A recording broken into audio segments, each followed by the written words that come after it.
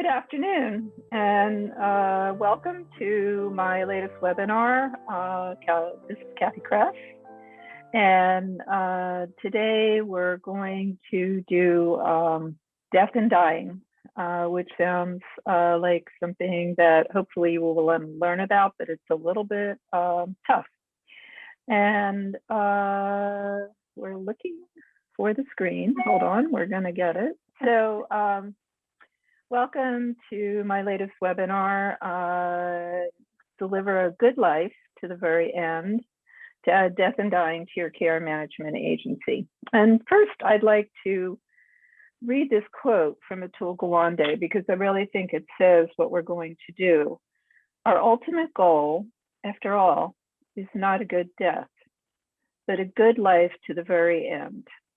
And that's from his wonderful book, Being Mortal, which you should have no matter if you're ever going to add geriatric care management, death and dying to your repertoire, or you can use this the rest of your life. And so let's get started. And I want to do a little bit of housekeeping. Please take notes, because we're going to hold all questions until the very end, which will be hopefully about a half an hour. And Keith Minensky from the University of Florida Geriatric Care Management Program is going to be doing the questions with me. And so, I really need you to save them. And hopefully the screen will be up in a moment. Here we go again. Okay, so building a geriatric business is a lot like building your house.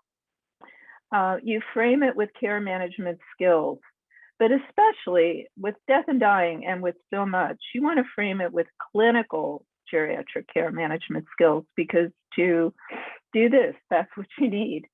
And you put the walls in, you can see a bunch of house being framed with the studs. You put the walls in with the operations manual. Maybe that's the living room and the dining room. And the kitchen is the business plan. And then products are the rest of all the rooms in the house.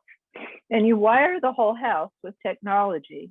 And then what I'd like you to do is have a little renovation here and add a new wall for end of life. And so that's what we're going to move towards. And we'll move towards the next slide. And so what role, I'm trying to move this out of here. Okay, I'm moving myself away. What role does the geriatric care manager play in death and dying? And I'm going to tell you a story in the beginning. I haven't practiced geriatric care management for 15 years. I've been consulting. However, I will help family and very close friends.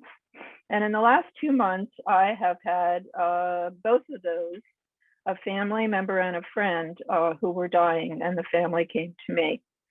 And one of the people that came to me was a very close friend of mine who was a professor at USC's Davis School of Gerontology, which is really one of the most famous schools in the world.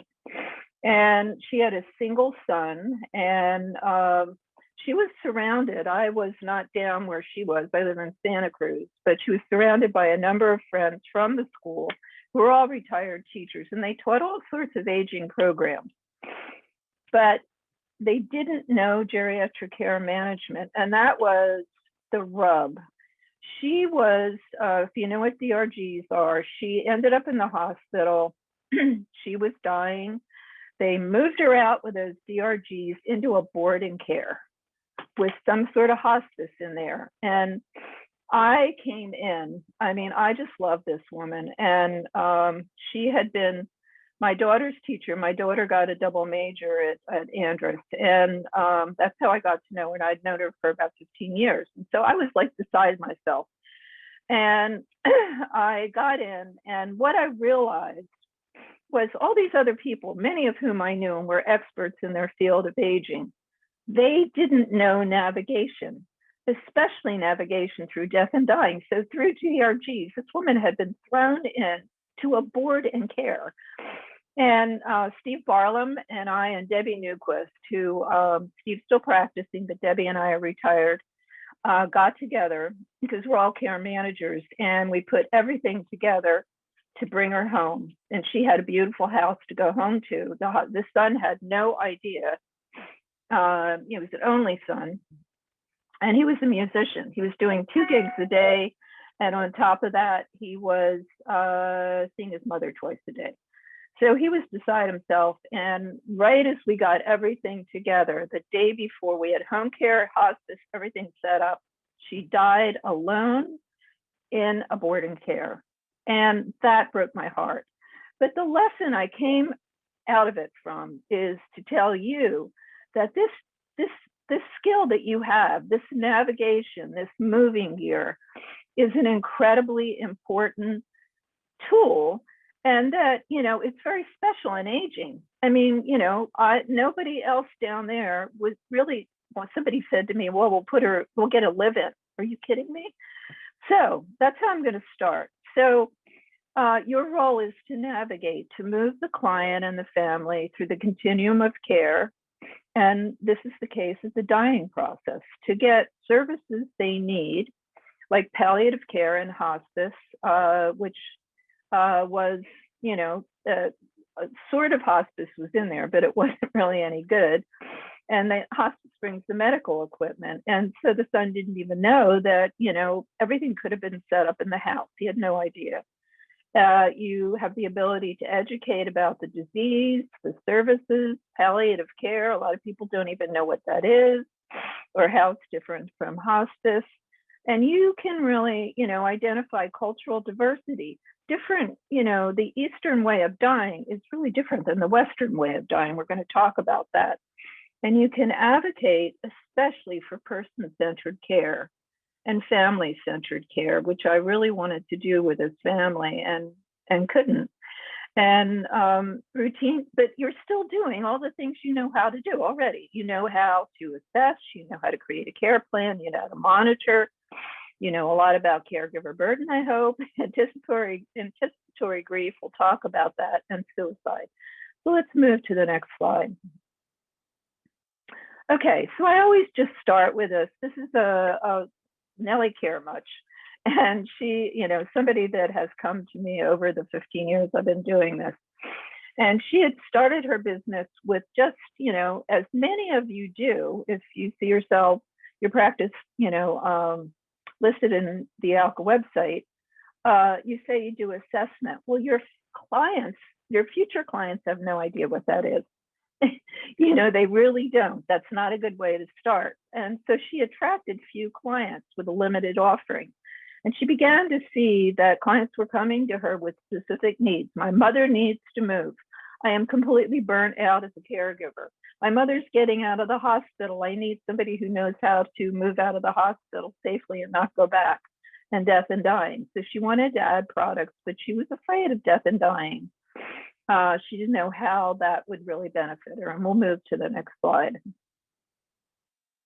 So I added to her services multiple products, including death and dying. And I gave her the steps to serve death and dying clients from intake through those 5 stages we're going to do today. And I showed her that she was key to introduce hospice and palliative care. The average person brings in hospice the last 15 days. And that's another one of your gifts. You can bring hospice in at the right time. And she was welcome on, working on the team of hospice. Hospice loves care managers. They really do, because you work a lot with the family. Their focus is the client, even though they do work with the family. They don't work with all of their feelings and organize them, et cetera. And because you can assess, advocate, and solve problems. So she got a lot of inquiries after that and made a profit the following year. So we'll move to the next slide. Okay, why can I teach you? I always do this, but I'm going to do it fast. I am the author of the Handbook of Geriatric Care Management, but I did it with many, many other professionals like Steve Barlam and Debbie Newquist, who I mentioned over the years. It's just the way Jones and Bartlett does this, and it'll go into the 5th edition soon. I also wrote a very critical book on the aging family, and I'm really a specialist in family systems. And this is the clinical book. It is really important to get, and the death and dying chapter is in there. And it was written by one of my students. I taught at the San Francisco State Master's Program in Geriatric Care Management. And one of my students, actually two of them, wrote the chapter on death and dying in this. And it's basically all clinical, which is really important. The GCM book is really, it's broken into 4 parts: business, etc., but not clinical. And I've written a book about siblings, because they're your worst enemy in the family system. And I created 15 years ago the only manual in geriatric care management. So we'll move on. Okay, what are we going to cover today? We're going to cover the transition the patient makes through all 5 stages of death, because there are 5 stages. And we're going to talk about how you can help your client be an active participant in their care. We're going to discuss how you could give the family caregiver tools to manage the care, just like I did the son of the person I was talking about. How you can provide family-centered care to the caregiver and the family, which is so critical, and to choose the family to choose the right support services through all stages of death, because we are not experts on death anymore. Once death went into the hospital and people weren't laid out and didn't die at home, we now don't know anything about it. And you want to reteach the family this and have them be a part of it. And how to introduce hospice and palliative care, especially when they are needed, not the last 15 days. And you have the ability to do that. And I'm going to go over some really great tools that ALCA has on end of life, if you belong, or I would encourage you to join, and some tools on death and dying that I have. So we'll move on to the next slide. Okay, so transition. The patient and the family make through the 5 stages of death. That's what we're talking about. And the care manager helps to navigate, move through, just like that boat, the reactions to terminal illness. That's what you're doing. You're helping the family with their reactions to this horrible loss that they're facing.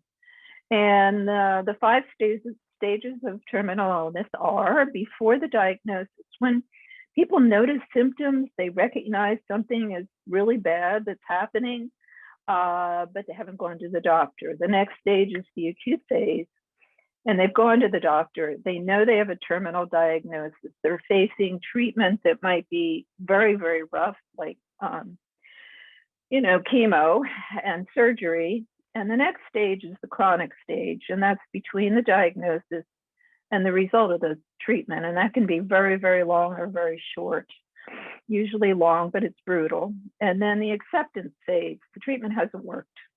And now everyone needs to cope with the disease and the death. It's kind of a calming phase. And the terminal phase is people die, but it's really between the diagnosis and the final decline. And when I said I've worked with 2 people, one was a family member, and he died in 7 days. So that terminal phase was 7 days. So it can be very long or very short. We'll move to the next stage. Next slide. Okay, so what's your job before the diagnosis, the first stage? Like I said, people start to notice symptoms, and they need to schedule appointments. And sometimes they're very reluctant to do that. And so you can help them do that. And, one of your main jobs is really to, help the family ask questions of the medical system. And that's really, really important.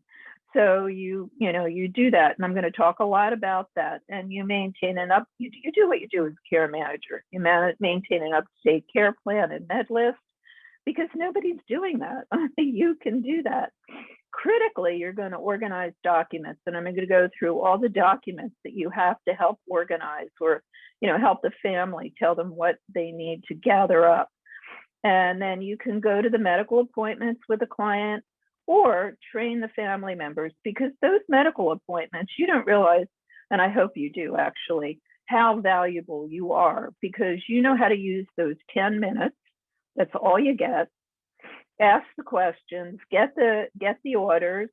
You then go on, pick up the medications, ask the pharmacist what's going on, what any contraindications of these meds, take them home and make sure the meds aren't under the dog food and set them up. And that's a lot of training you have to do with a family if the family wants to take them.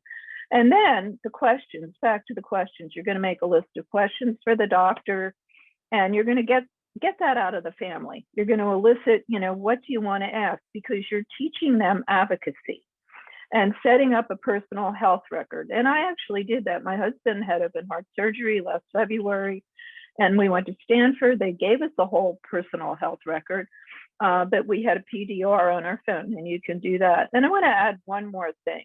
You have to start family meetings at this point. It's really important. You're going to do them the whole time. But you want to start at the beginning by, creating a safe environment for the family to express their feelings all through these 5 stages and resolve conflicts in the beginning, because a lot of conflicts can, just absolutely devastate a good death. So you want to encourage everybody to share their feelings, promote cooperation, and then get them eventually over the time. And I'm going to keep reminding you about these meetings, to share grief together, to affirm families' successful ways to cope. And actually in the handbook, in the care management, we're working with the aging family, there is a whole chart when conducting a family conference with death and dying. So we can move on. So the care manager's job before the diagnosis, you want to make sure that there's a durable power of attorney for finances, or if not, go make sure there is one, and explain that to them. And then the personal and financial records, you want to gather them, and they can be all over the place. A lot of people put them together, and as a care manager, you really want to stress that people need to do that. But they can be like in a zillion places because nobody took really good care of this. And that includes your life insurance documents. The wife needs money, or the husband needs money after the person dies, if they're the person who's dying is the main worker. And then bank accounts. There could be bank accounts all over the place. You want to locate all those, and you don't do it. You help the family do it. And then Social Security and Medicare, you need the cards, you need, everything. And then advanced care planning, that's really, really important. You want to make sure that there's a living will, and that just helps your doctor know how you want to be treated if you're dying or you're unconscious. And then you want to make sure there's a durable power of attorney, and that names the health proxy to make healthcare decisions if you're under anesthesia or you're in the process of dying. An advance directive, that's the preference for medical care. That's really, really important. Do you want a DNR? Do you have a DNR? Do not resuscitate. Or, do you really want to think about that? And that's really important. So we'll move to the next slide. Okay, the care manager's job in the acute phase, which is the next phase. It's a time between the diagnosis and the result of treatment. And like I said, it can be really short or really long. And people go into shock at this point.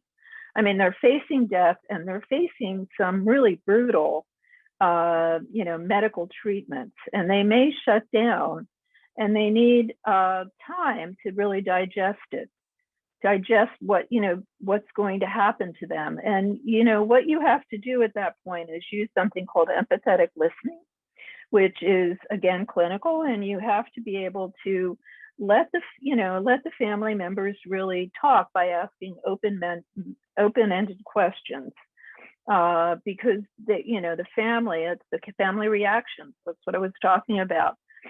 Just draw that out of them. Because they're struggling, with the person who's dying struggles with side effects, and the family struggles with those side effects. And look at this woman's hair, her beautiful red hair. That would be gone. And that is an incredible, incredible loss. And my mother died of lung cancer, and my mother had platinum blonde hair down to her back when I was a kid. It was beautiful. And I remember her saying to me, Cathy, all my beautiful hair is gone. And I just still think back to that just as, a loss for her and for me. And you really have to be cognizant of these losses because people lose their ability to, they lose their sexual ability. That's a giant loss. Their appetite, their ADLs. I mean, it's just a period of loss after loss after loss. And all they have to do is look in the mirror and see those losses. And they've got to shift in all these losses from hope because, many people have these magical hopes it's going to go away. And it doesn't have to be magical. The treatment could be great. To literally coping with these losses and coping with these illnesses. And we'll move on to the next slide. Okay, anticipatory grief. This is really, really an important part here because it's a normal mourning that occurs when a patient or a family is expecting death. It always occurs. And, people have many, many symptoms after a death, has occurred. And you really want anticipatory grief to happen because it's easier for the patient and for the family if you go through this now rather than, the family, which would be left going through it after they die. And grief comes in many ways. I mean, grief can be a mental reaction, and that's, depression. People just completely shut down. Or it can be a social reaction, blaming God, blaming yourself. And it can be a physical reaction. The family can have nausea, pain, fatigue, and you're there to help them through that. Their reactions. That's your job to really, again, use, empathetic listening. And because it includes all these feelings and give the family time to slowly get used to the reality of all these losses. Then we'll move to the next slide. Now, the next one is cultural assessment. And this is really important because we don't all eat white bread and mashed potatoes. You're going to encounter, as a care manager, people who have come from many, many different cultures. They speak a different language, and they may come from different regions. In China, people, they speak actually that huge country speaks two different languages, and you have to know which language to get the information in. They eat different food, as I just said, and they have different ways of healing. And the Western medicine depends upon medicines and pharmacy and pharma, where cultural healing is more Eastern. And, for instance, and disclosure is a really important part. So, as an example, I was going to say this, in Japan, terminal illness is considered, it's wrong to disclose that the person is dying because they feel it'll move death closer. And in China, the same thing. They consider telling the person that they're dying or ever talking about it bad luck. And because, they feel like death will come, more quickly. And you have to really be sensitive to all that. I mean, in some cultures, like Filipino families, the person who's dying isn't the decision maker. It's basically, an appointed family member. So you have to be aware of all this. And where do you, if you need cultural material, where you get it are all the disease associations. They are golden for you. And, the American Heart Associations, the Parkinson's Associations, the Alzheimer's Associations, they will have all this material in, for that specific disease the person is, hopefully not dying of, but going through treatment in the right language. And and also you have to look at, the assessment, the arrangements after death, because that's cultural as well. There's a whole chapter on cultural death in cultural sensitivity with geriatric care management by Gren Yao and a number of other people that I know. in the Handbook of Geriatric Care Manager. Glenn taught at Stanford and for many years, and she lives in Santa Cruz, which is how I know her. And we'll move on to the next one. Okay, now this is a really important part of death, and it's relatively new, but it shouldn't be. This is assessing quality of life. And if any of you know Nina Herndon, if you're geriatric care managers yourself, she actually put this together. It was her passion and still is her passion in life. And she wrote the whole chapter on quality of life in Handbook of Geriatric Care Management. And this is what Atul Gawande is talking about, a good life to the very end. You can give a good life. You can give joy. And so you can, in that chapter, Nina has a quality of life assessment, which is different than any other assessment you're ever going to do, because it's really recreational. That sounds weird, but that's what it is. How you do things.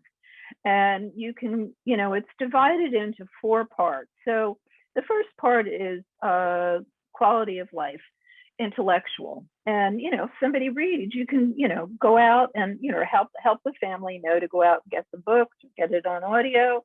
I mean, we've all been through COVID. Didn't we get all the movies and documentaries we needed to escape? Well, we're not dying, but we're locked in the house. And so, we have some background in this to get games. And I would also say that you should add life review to this, which is so very important. And, during this time, I would recommend this thing called Storyworth, which was given to my husband by my daughter last year. It's a brilliant idea, and it's life review. And you get a book out of it, but it just prompts you to ask questions. And, people, as they get older, they feel like, they keep saying the same thing over again. Well, listen when they say it, and you can write it down. And there's lots of other life review products out there, but that's something I would really get. And the next is emotional, arrange friends visiting. And I'll tell you a little bit about my friend from USC.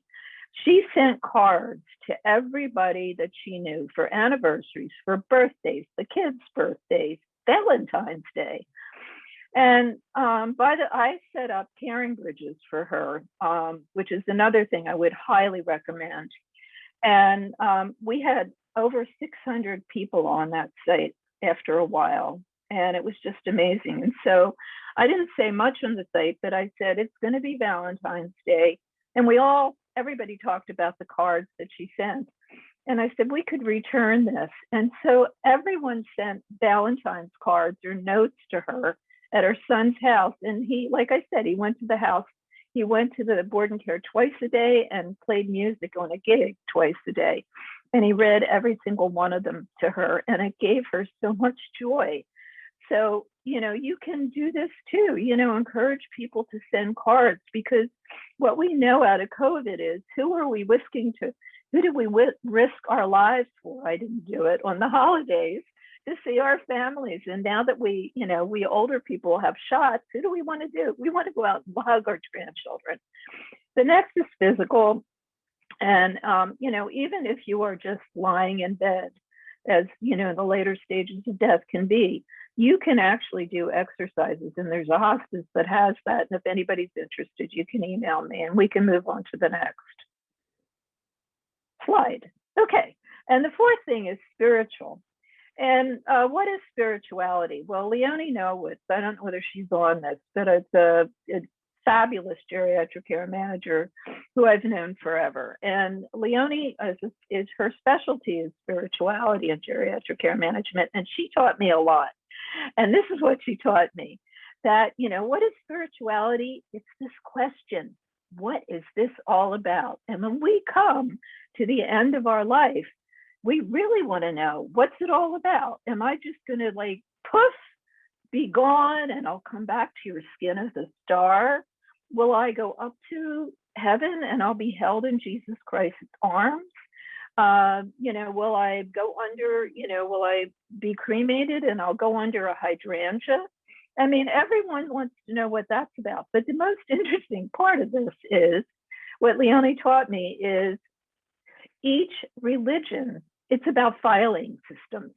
Each religion has a filing drawer in a filing cabinet, and the Catholics have one drawer. The Protestants have a bunch because they have all sorts of, divisions. The Jews have one, another, the Buddhists have another, and even, people that are not religious, if it's the environment, they have a drawer too. So what you do is, you want to answer this question as best you can. Go to the drawer and consult with a religious professional who can help you interpret the beliefs and the rituals and the symbols, to bring to the person who's in the process of dying, or at least the treatment. And you can also ask them. And what Leonie also taught me is you can offer spiritual needs actually through your own agency. And if your home care agency, if you either have one or you have a contract with one, feels okay about it, care providers can say prayers, they can sing hymns, they can do whatever makes people feel comfortable in their own spirituality.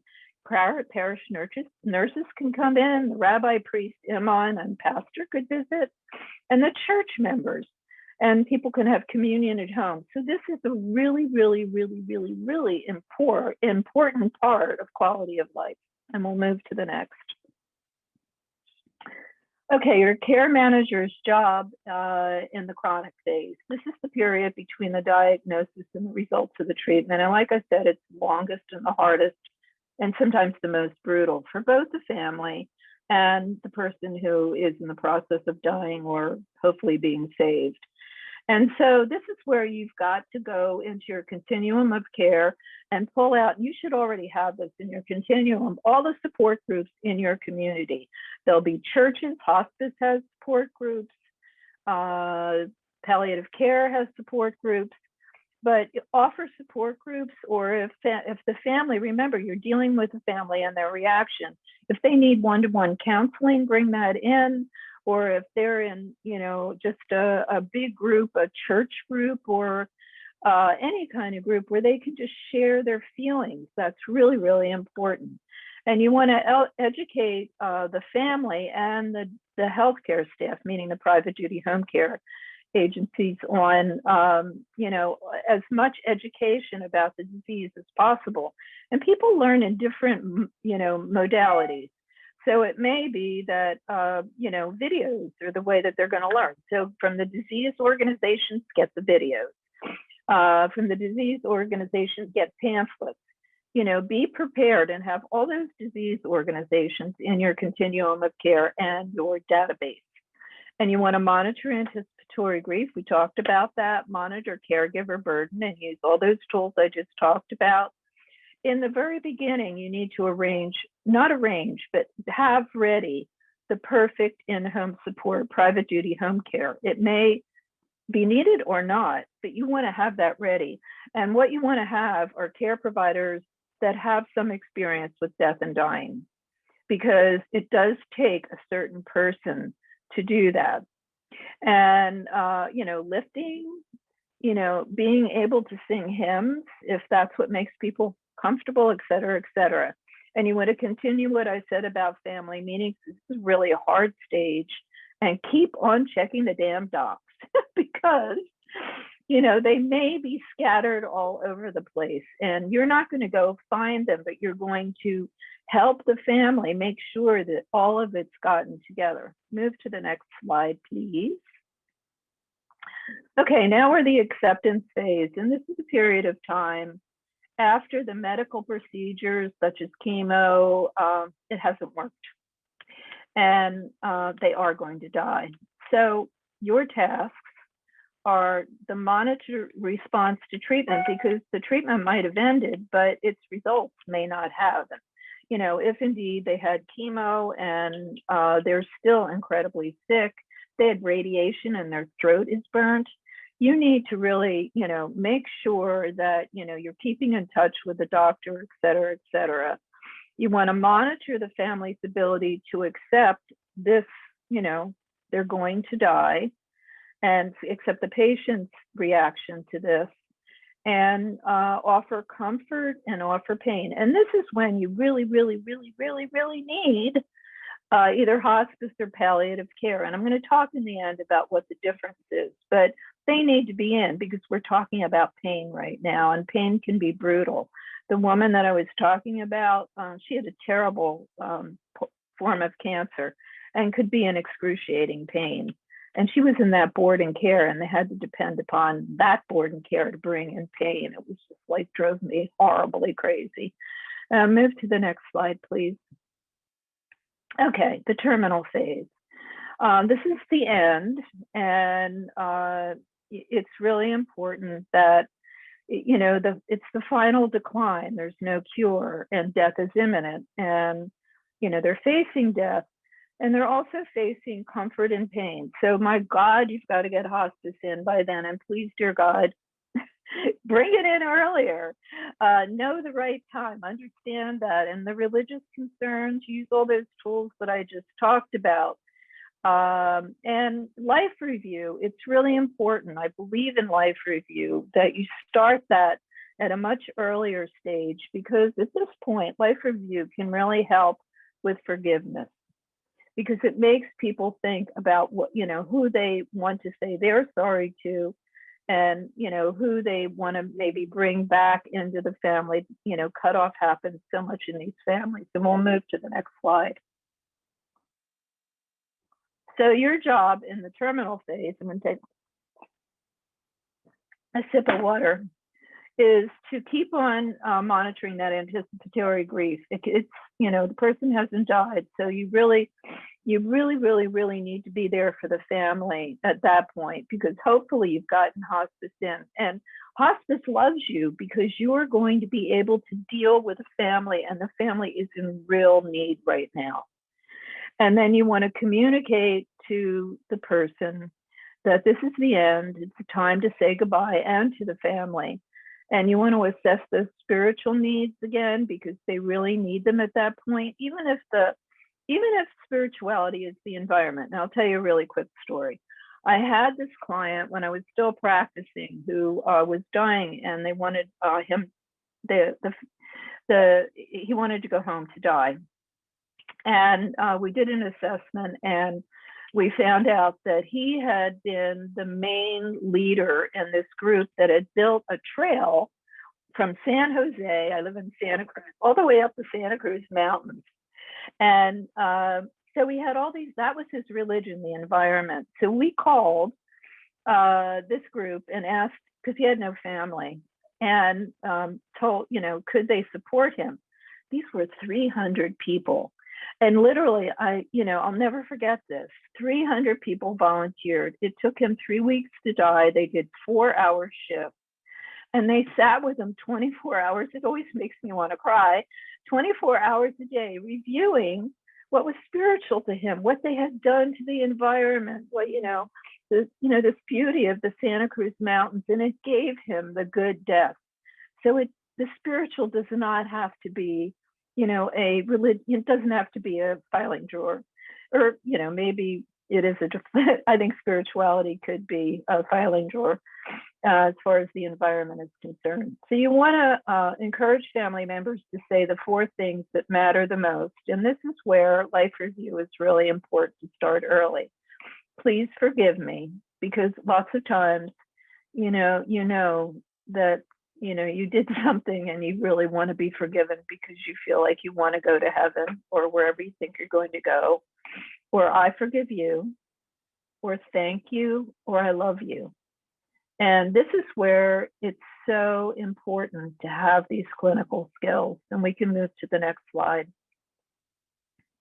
Okay, the care manager's task is at this point. You're going to determine what matters to patients, and you should have known this by moving through all these stages. And what the, 2 groups, what the patients want from physicians, like, do they want choice? They want the choice about where they're going to die. I mean, I'll give you an example. That first person I was talking about, he was the head of the statistics department at Cal Poly, and he had CHF. So the doctor, and he had edema. So the doctors put him in the hospital in the middle of COVID they couldn't get rid of the edema. They were doing dialysis. Oh my God. And so the family called me because they're my family, and we all got together on the phone, and they wanted him to come home because they didn't want him in the hospital with COVID and dialysis. And so they said to me that they're going to ask the doctor, and I rephrased it and I said, could you please tell the doctor what you want to do and ask how the doctor can do that? And they did it. And they got in touch with him, and he wanted out, they wanted out, and the doctor, and they got out. He went home to die, and he died in 2 days. So this is really important. You have to advocate for choice and transparency, to be really honest about, you are dying, control of their care, personal relationships. This guy wanted to be home with his family. He had a huge Armenian family. And, they were with him holding his hand when he died, and communication and empathy. And physicians are not going to do this. They're not going to do it at all because, they're trained to do medical procedures. And so you want to advocate across the barrier to patient-centered care and, family-centered care, which is what I did in that part of this, just running into two people that were dying that I loved. And you want to continue all the family meetings and meetings with physicians. And we'll move to the next slide. Okay, so you want to, this goes into physicians. You want to help the client be an active participant in their care. Patients, and that's what I was talking about with this gentleman that was the head of Cal Poly Statistics. Patients want to be an active participant in their own care, and the services they receive need to be centered upon their needs and preferences, not the families. And I've been advocating for the family all along, but the family does not have the right, if the person is mentally clear, to direct them in any way. And because you also don't want them to have the medical way of death, the Western medical way of death, unless that's what they choose. Because patient-centered care contrasts from disease-centered care, which is the model we have in the Western world, where physicians have all the control. They make all the treatment decisions, like, oh gosh, let's bring them in the hospital and let's do dialysis. Oh my God, with COVID. And it's all based largely on their clinical experience and the data from their various medical tests. No. If the person wants to do this, and I've worked with people that had a DNR and didn't sign a DNR, and they wanted everything. They have the right to do that, but you really have to bring up that they don't have to do that. And that's what I was able to do with his family. So we'll move to the next slide. And family-centered care, again, you're navigating through the reactions to terminal illness. That's your main job. Really focus on that. And the care manager helps the family navigate through all the reactions and help them to really, recover and understand that there's nothing the matter with being angry. There's nothing the matter with blaming. It's normal. And essentially, this is Kubler-Ross, and I think many of you have heard of her.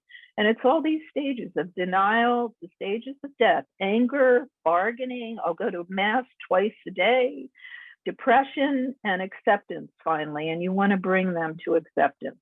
Next slide, please.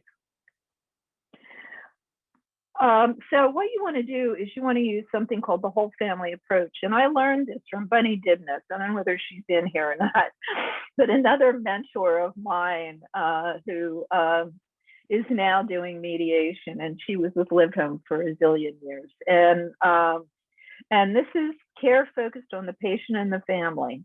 And you really want to learn the family, the whole family approach. And the care manager works with the patient and the family to choose the right services. You're not choosing them for them, but you're giving them the choice. And just like I did with the guy that was in the hospital and his family, you have the choice to go home. You can say, I want him home. So you want health and enhancing self-efficacy. And we've all learned about efficacy, the word, through COVID, because they keep talking about the efficacy of the various vaccines. Well, you want to take that and apply it to the family. The family has the ability, it works well, just like the vaccine, to care for the family member and to give them the confidence that they can do this. Sometimes they can't, but many times they can be supportive roles and do a really good job. So it's okay to care for somebody at home. And then you want to help the family navigate through all these confusing roles of social workers. I'm a social worker. So you have a geriatric care manager social worker and a spiritual social worker. And if they're in a SNF, they have a SNF social worker. If they're in the hospital, they have a medical social worker. And then hospice has a social worker. So this is something you've got to unravel and explain the job of each of these social work jobs. And then the GCM is there to help the family and the client involved. I've been ranting and raving about palliative care and hospice care at the right stage, and help in advocating for the family with the healthcare system, which I have really, really, really stressed. I am not against Western medicine, but I am against Western medicine when it does not give patients choices, or they don't perceive that they have the choice. We'll move on to the next slide. Okay, so, by providing this family-centered care, you're going to do all these things that I've really talked about. You're going to relieve caregiver burden. We've talked about that: depression, tension, anger, burden, stress, anxiety. I don't know why I have ADD in here. I have ADD myself, so I don't know why I put it in there. And then bring in services at the right time in the right place. Monica White was famous for saying, do the right thing at the right time, at the right place, at the right price. And you want to do that. And then the right caregiver level and need, that's why I'm saying have private duty ready and, ready to go. And then if it's needed, bring it in, but have the right private duty care providers. And you can do all of this through a caregiver assessment, which is now a really common assessment in geriatric care management, and it's in the handbook of geriatric care management with a whole chapter on caregiver assessment. And we'll move to the next slide. So I've been talking about this the whole time. You want to introduce hospice and palliative care.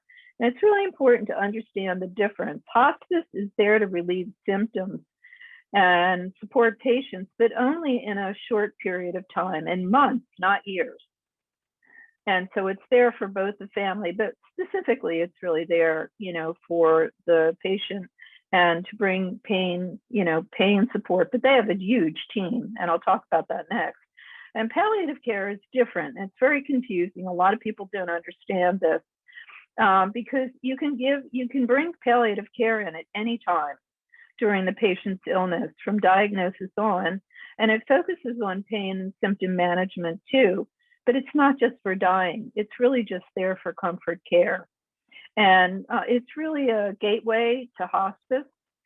And I once, had another family member who had a DNR.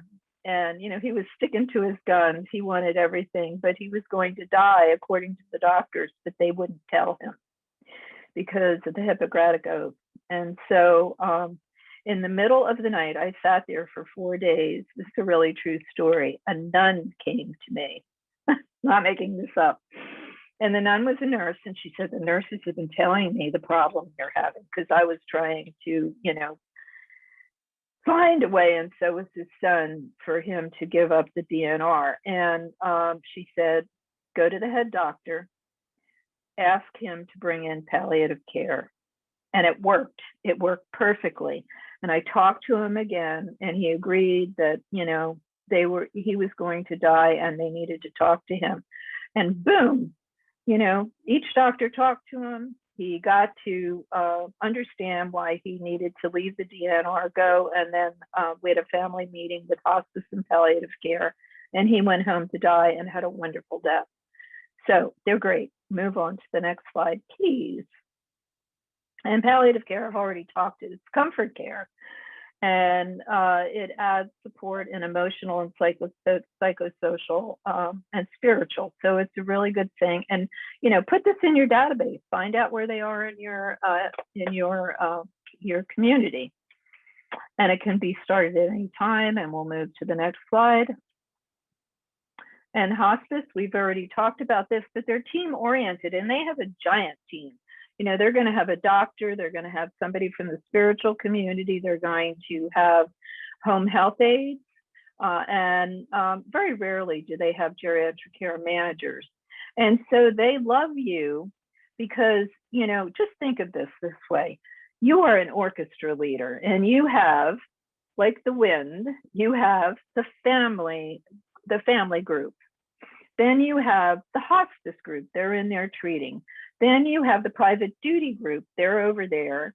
And you have the care managers in your team. That's a lot of people. That's 1 million people going in and out of each other's care. And so what you have to do is be an orchestra leader and really, make sure nobody's getting in anybody's way, and each team can really function while the other team is there. And that's an important part of your job. And I've seen care managers do it. In the case of the guy that had the DNR, and the nun came to me in the middle of the night. And so your job is to be the orchestra leader. And, again, hospice is there to relieve symptoms. They have their famous cocktails to relieve pain. And we'll move to the next slide. So your role at this point is to introduce palliative and hospice care. I've told you that 100 times. To work with that hospice team as a liaison, be the orchestra leader, just communicate with the medical staff and the family, because you're working with a cast of millions by this point, and you really you need to know how to work with all of these people as a team together. And they'll bring in all the durable power of equipment. That was one of the things that held this son, whose mother ended up in the board and care, because he didn't know how he was going to get it. Turned out hospice could bring it all in. So move to the next slide. And your role is to provide, support like you've been doing all along with the client's family, arrange transportation. Some people are still able to go outside for their doctor's visits. So you drive them, or paratransit drives them. I mean, all these things hospice isn't going to do. And the families are mobilized by that point. And help, or, transportation to go pick up family members who are coming in. You can be a travel agent at that point. Don't laugh. Your job is to make this a good death. And if they need that person in there, you get them in. And then explain all the procedures that are going on with the various teams to everybody.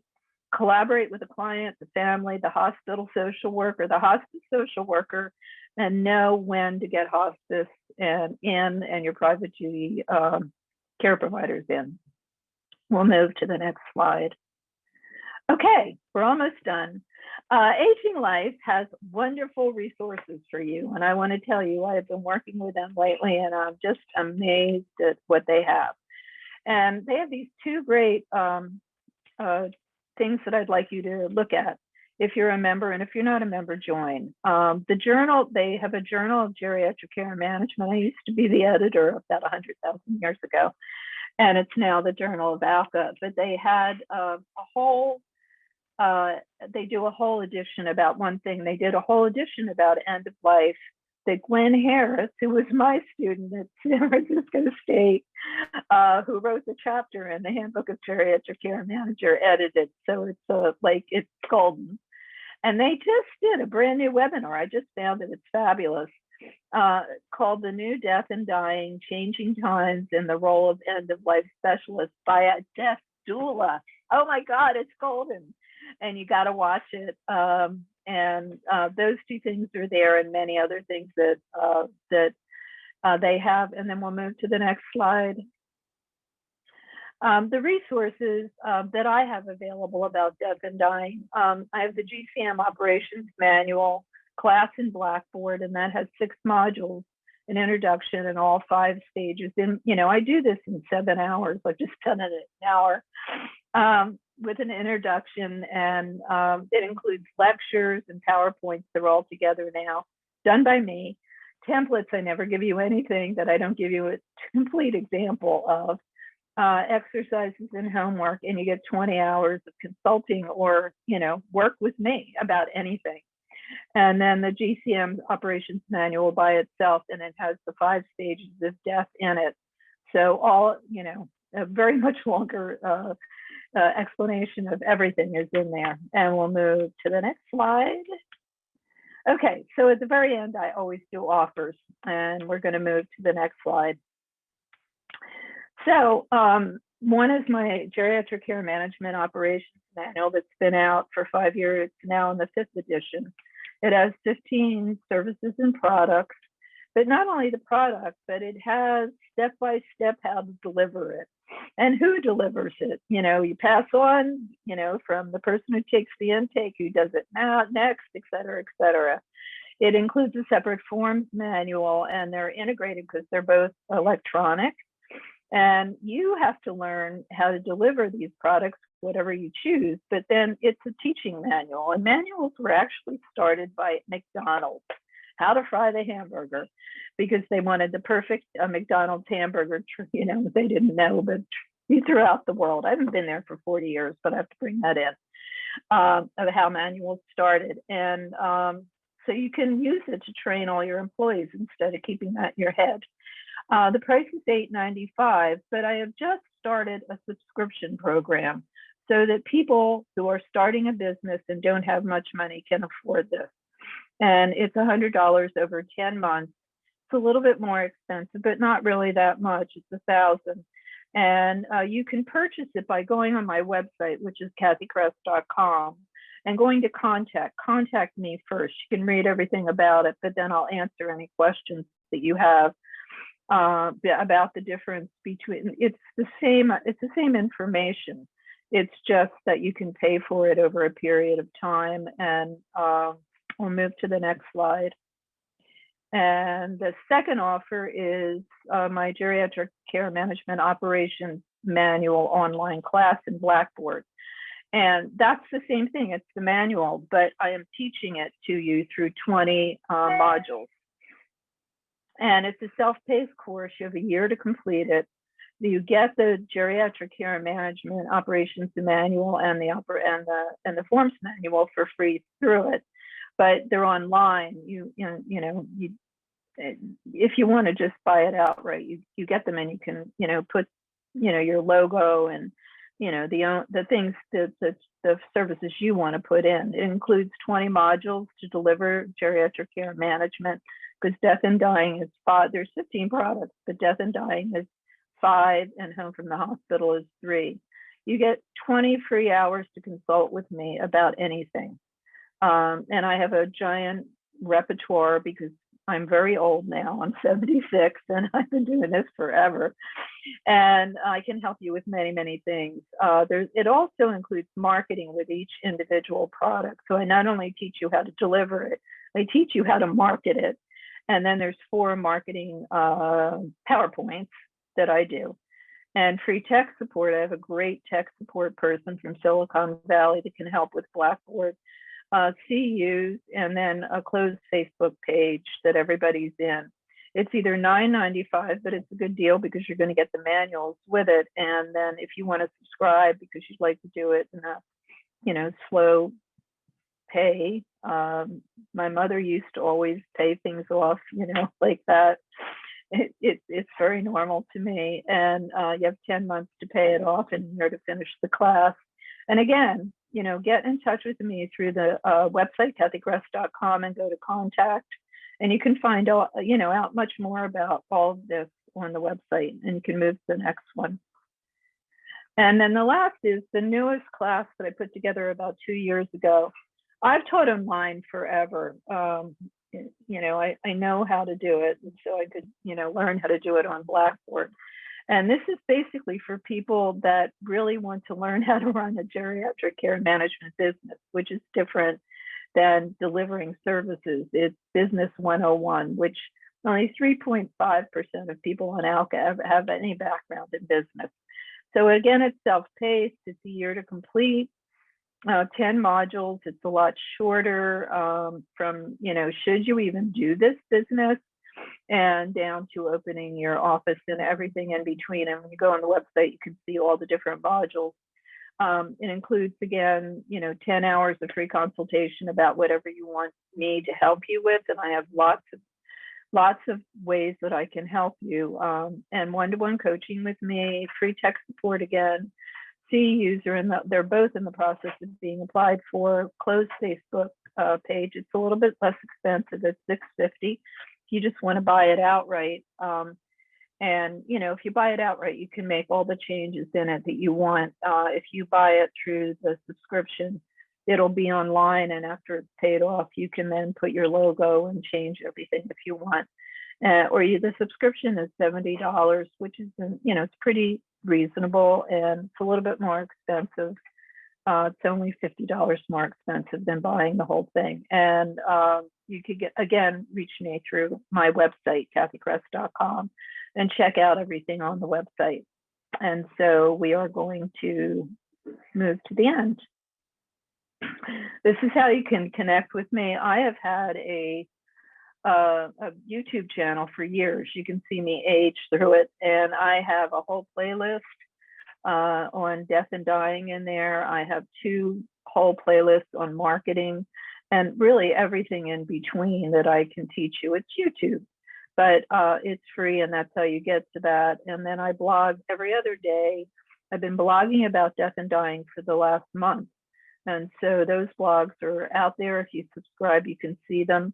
And then you can subscribe to my Facebook page, visit my website, and I even have a Twitter account. So we'll move on to questions now. Hello, Cathy, and thank you for inviting me. Yeah, I made it. I apologize to everybody for coming in late here and just popping on here like this. I usually I'm here for your whole presentation, but I had a prior engagement today. So, but I did want to come on and help and at least read the questions here with you and listen to what your responses are for the questions here. And we do have a few of them and some pretty good ones here.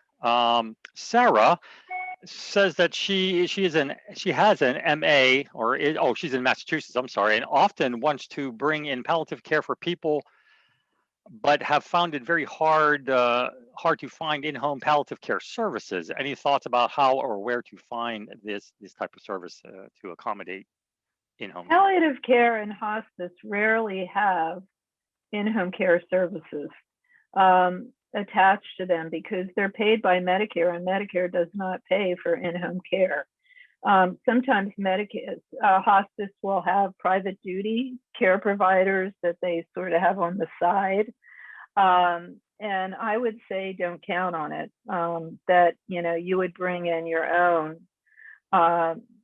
and find out that, once you're paid by Medicare, that's the terrible thing about the American healthcare situation for aging, is that Medicare doesn't pay for the most expensive thing, which is in-home care, which is $4,000 to $6,000 a month.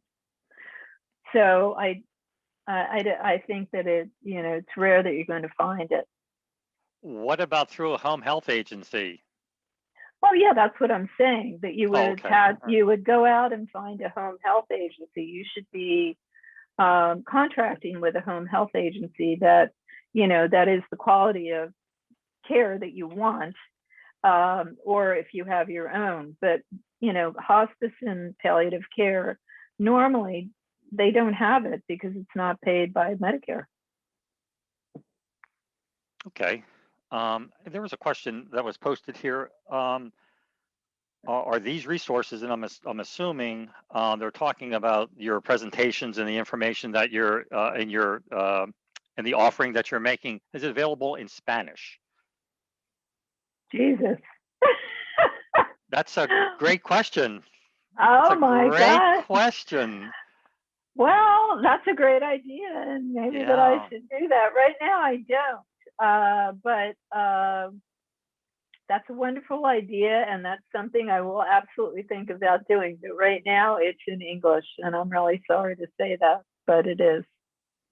Yeah, I think with we're changing demographics here, it's going to be sooner or later. Critical.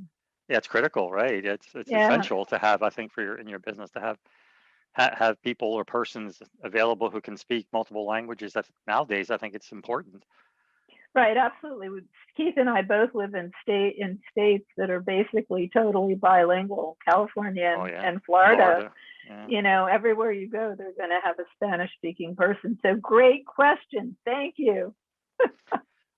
Let's see Great here. idea. It was a great idea. Yes, I saw that. I gotta make sure I get that Oh, into Kathy here. go. Let's see. Is it Joanna is writing, I thought a person on hospice did not have to go to doctor's visits. They can be treated for comfort such as alleviate a UTI or pneumonia, but not other things.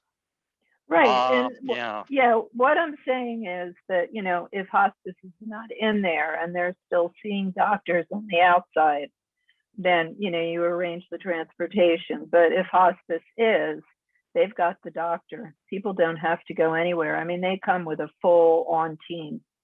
You really don't need anything else. It's been in my experience too, if you do need to go somewhere, that they will accommodate you. They will arrange for transportation. If there is something, for some reason you have to go out, I don't know, who knows, whatever, some replacement of maybe a knee in your knee, something went bad, you know, you have to, from surgery from before, and you have to go out, maybe it's a pain related thing. Yeah, the hospice, you're right, they're pretty, at least here, and at least the ones I've worked with are pretty they're good full service. They're really full service. Full service. Rachel is asking, any suggestions? Is that your bird I hear? Is that a bird? That's my husband squeaking the door. Sorry. Oh, any suggestions for how to approach families about this service? I guess about palliative care and hospice services. Any suggestions on how to approach people? I think just approaching them, you know, with, I mean, just the way I was talking about the family that, you know, had the guy in the hospital with the dialysis.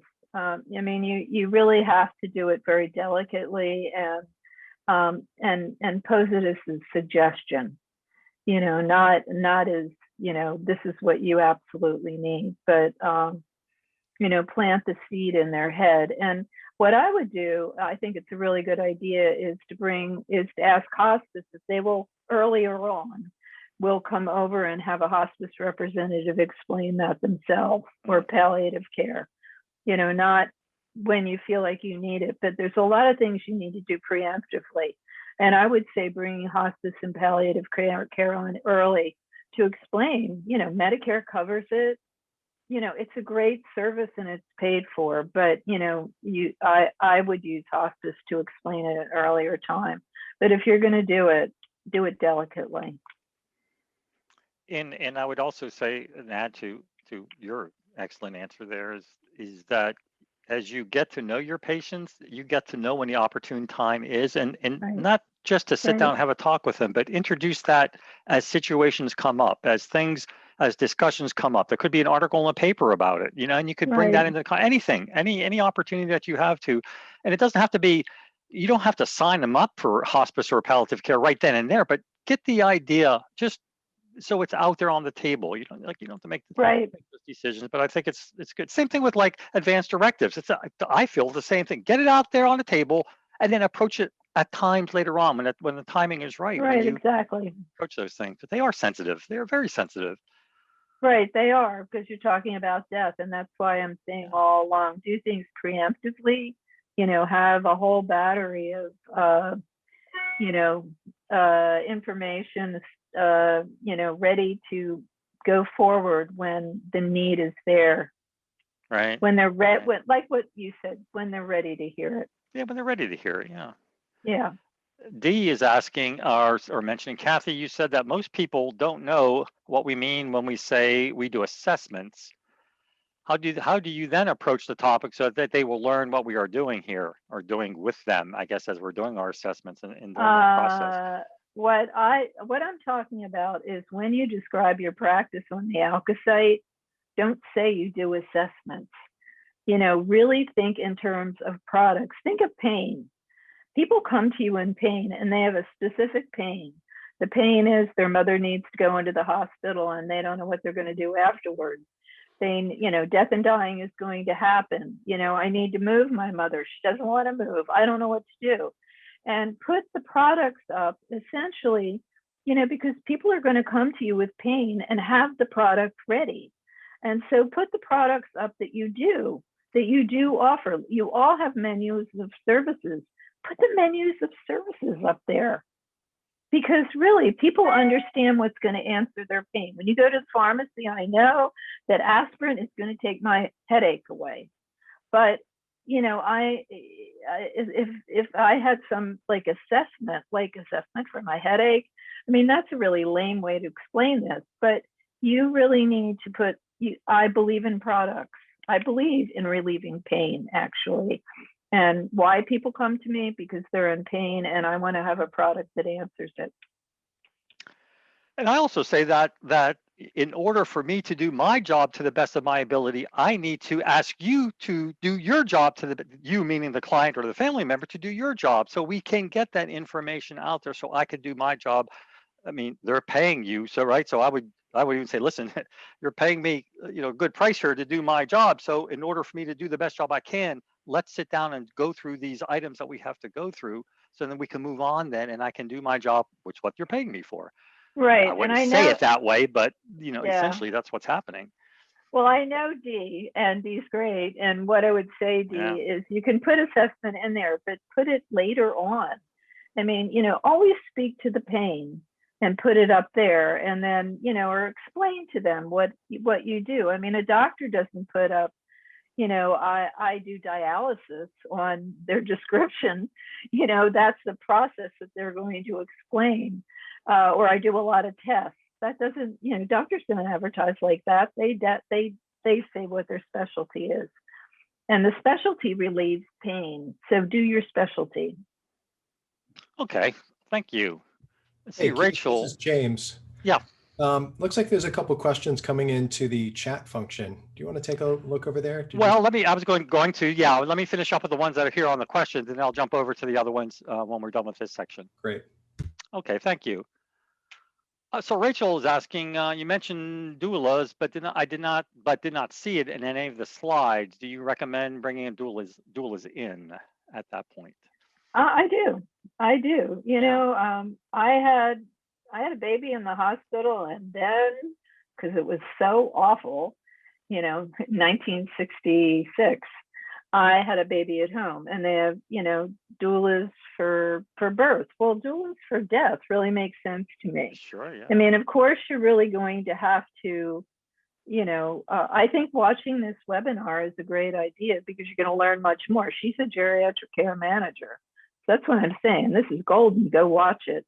And then, maybe call her. But it makes sense. We don't know anything about, we're learning, but the coming into life and the leaving life have been medicalized in our culture.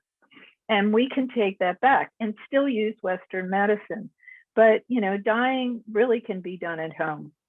And it needs to be done at home. And a doula can be there, if hospice accepts that. So find out from her. Thank you. And Dee's asking, do you have a recommendation for a good spiritual assessment? I believe that in the Handbook of Geriatric Care Management, there's a whole chapter on spirituality, and I believe there's a spiritual assessment in there. There is. And, I believe you're right. Yeah. Yeah, and you have that book, Dee. I know. Dee's great. Let me say hi to Dee. You can say hi to Dee. Yeah. We have quite a few questions here, so I don't want to sort of keep things moving here, so we can get to all of them. You're moving. I won't say hello to anybody more. No, that's hospice in Massachusetts is done in home all the time. That's I guess that's a statement from Sarah. Done in home all the time. So I guess they don't have those hospice centers like we have here in Florida, where you can go if home is not appropriate, for the place for you to die. Then you have these hospice centers like we have here.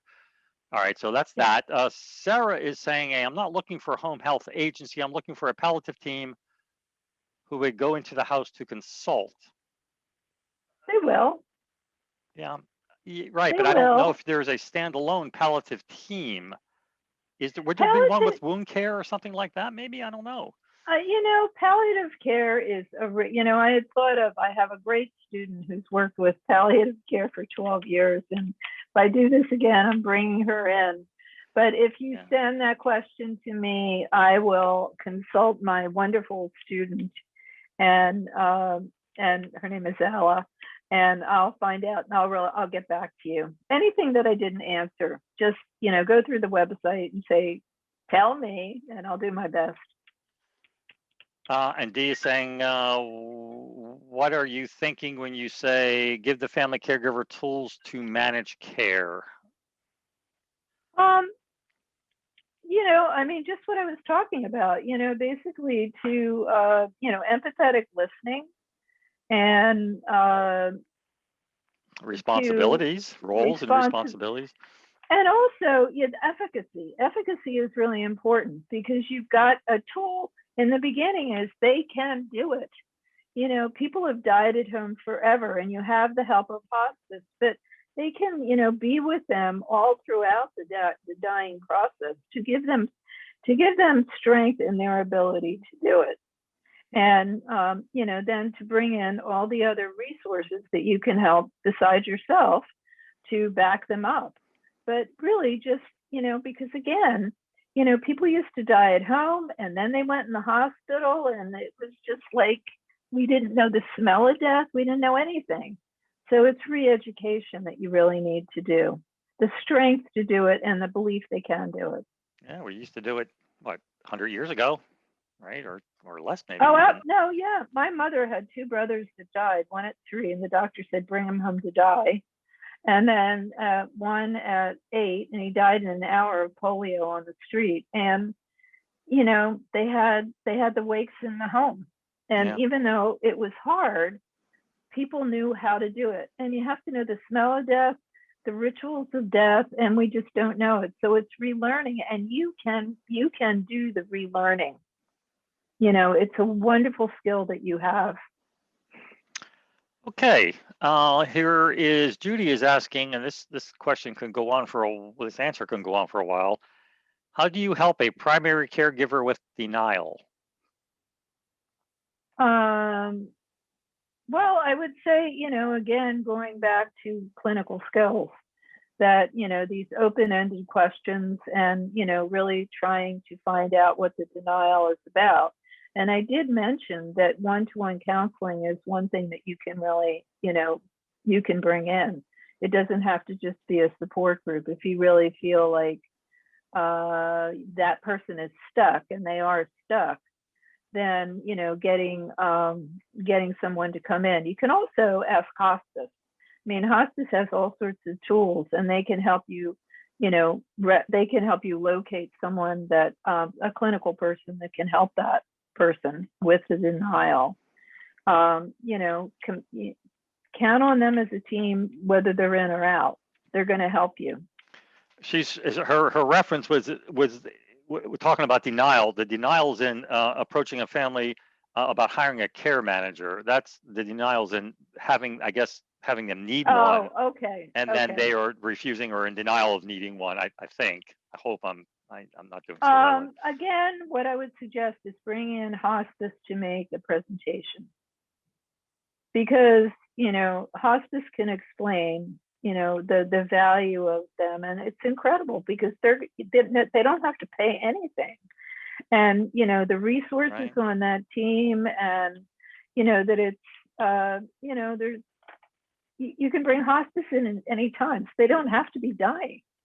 They can be in the middle of the acute phase, and hospice can come in.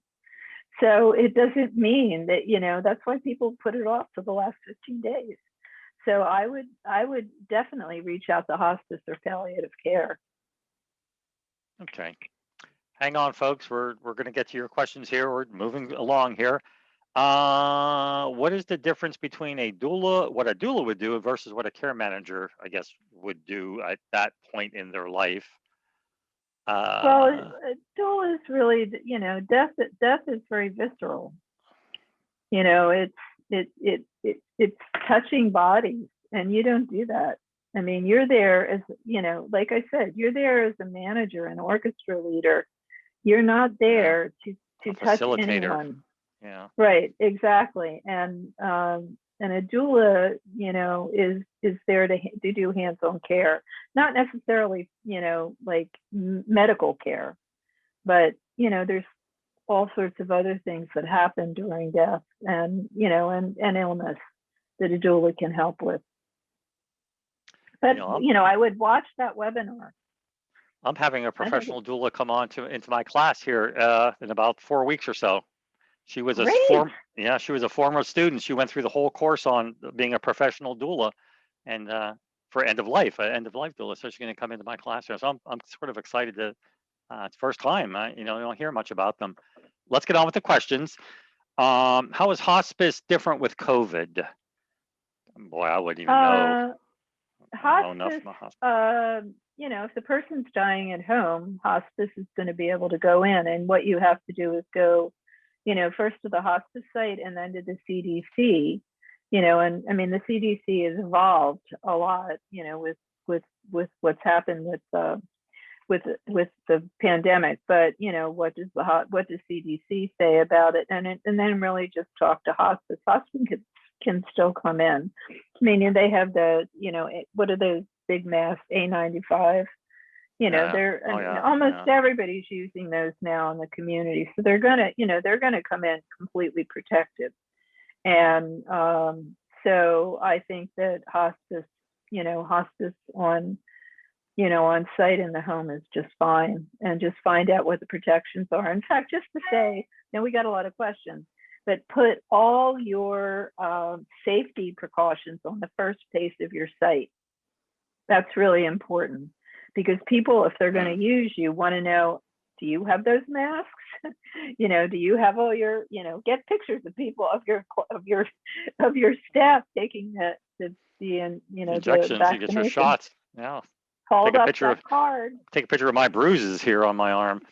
Okay. For those of us that have the ops manual, how do we purchase the current death and dying module? That'll be available soon, or?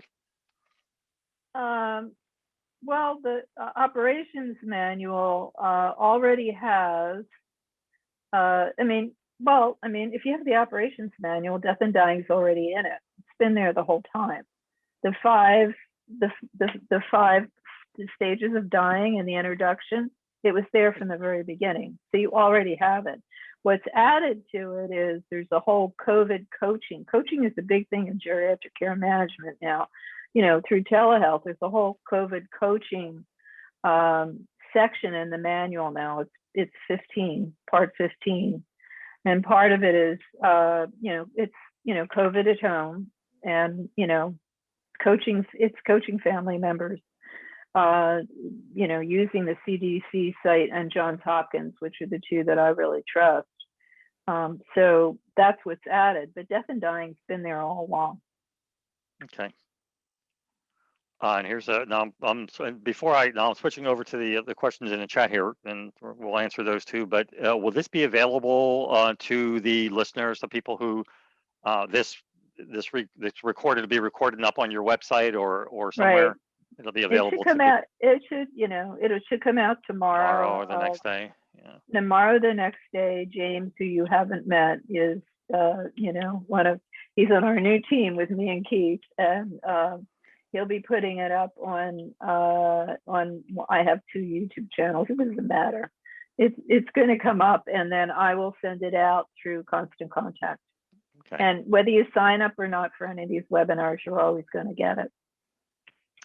Just to mention regarding 24-hour living care at home here in the New York metro area and in New Jersey, very rarely can anyone find this type of care for any less than $250 to $300 a day. It's even more in New York City. It's great when I have a client with long-term care insurance. That is a blessing. Yeah. But many baby boomers don't have it because many clients in long-term care insurance are well over 80 years old. Yeah. And part of that LTC insurance package was part of a benefits package upon retirement from their companies that was sort of added in, so sort of in we don't have those anymore. So, or at least those of us who are on the lower end of the ladder don't get to have those and those benefit packages and retirement plans anymore that continue on with our insurances and continue on with those types of things. Right, but you know what I just want to add here, when I've been talking the whole time about the family, and efficacy in showing them that they can do it, you can have the family all along do the end of life, and they can bring in paid by Medicare, then hospice and palliative care. Right. So That's you right. don't, you know, that the family can do this. And, Right. you know, that's why you're in there. And then transition, if need be, at that point to hospice, to formal hospice, Right. if need be. And work Yeah. with them. Yeah. And we're work all the way through, all the way down the line, from the beginning to the all the way through. Right. Exactly. In Tennessee, this is a statement. We have both home hospice and hospice centers, similar to probably what we have here in Florida as well. Yeah. Palliative care will do telehealth appointments. Okay, so that sort of covers that doctor, you know, going out for doctor's visits and things like Right. that. Let's see here. What else we got? Had hospice for my father last year. Visits were limited. Nurse care manager weekly. Aid only once a week. Hospice Okay. can be limited. It can be really limited. And one thing that I didn't really say was that, you know, you got to shop around for the right hospice. And it may be regional, but, you know, hospice is either full on bore, which they can be because Medicare pays for it. But, you know, they're not there 24 hours a day. They will leave a list for, you know, all the reasons to call them. I mean, they'll do the initial assessment, but they'll leave a list of, you know, it's mostly pain, you know, when you need hospice, and they'll come out, you know, 24/7. But, you know, you really have to, again, you know, that's part of learning in geriatric care management. You know, find all the hospices and find out what they do. You know, what are the extent of their services, and, you know, explain to the patient what's going to happen. And, you know, once you have those, you know, when they'll come in, you want to train your private duty home care workers and the family, if it's only the family, when to call, because a lot of it's pain, and at the end there can be extreme pain. I think, Cathy, that is the end of my questions. I hope I answered everybody's question here and read their comments here. Thank you, everybody, for great questions, excellent questions. Keith and is great. You can take his class too at the University of Florida. University of Florida, yes, that's right. Yeah, but I'm excited about having the doula come in there. It's going to be very interesting, I think. That's wonderful. That's absolutely wonderful. And, you know, for all of you to do some research about doulas, they're a new wave, and up and coming thing. Yeah, absolutely. So look for it in your area, and get in touch with me. Any questions you have, just go through the website and go to contact, and I'll get back to you. And before we say good night, goodbye, good afternoon, wherever you are, what are we looking for our next webinar? What's coming up next month? Do you have one for next month? I'm sure you do. I don't. I really don't. I've been focusing this time on clinical, because I did pretty much all of marketing last time, and I really haven't decided upon that, but probably in a week I'll get it all out to you. So stay tuned, and we'll be looking for something maybe next week. Okay, or next month, I should say. Okay, great. Right. Okay. Absolutely. Thank you all for coming. Thank you, everyone. We will see you next time.